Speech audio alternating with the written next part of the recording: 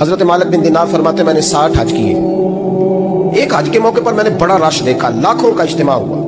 میری باتوں کی سمجھ تو آ رہی ہے نا آپ دوستوں؟ جو نہیں بول رہے انہیں بھی آ رہی ہے نا؟ اللہ جزا دے.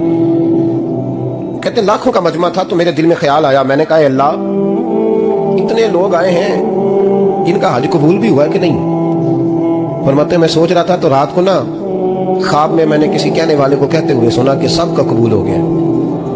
بلخ کا رہنے والا محمد بن ہارون بلخی ہے, اس کا حج قبول نہیں.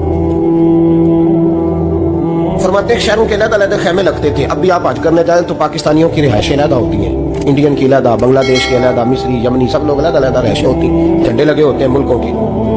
کہتے ہیں میں نے سویرے اٹھ کے ڈھونڈنا شروع کر دیا. ڈھونڈتا ہوں, وہ بندہ ملے. کہتے ہیں جہاں بلخ شہر کے لوگ رہتے تھے وہاں چلا گیا. تو میں نے لوگوں سے پوچھا تم میں محمد بن ہارون بلخی کون ہے؟ لوگ کہنے لگے وہ تو بڑا نیک آدمی ہے, پرہیزگار ہے, بڑے بولے بالے, بڑے اللہ والے. ریاض آپ کو بس ہم ہی جانتے ہیں.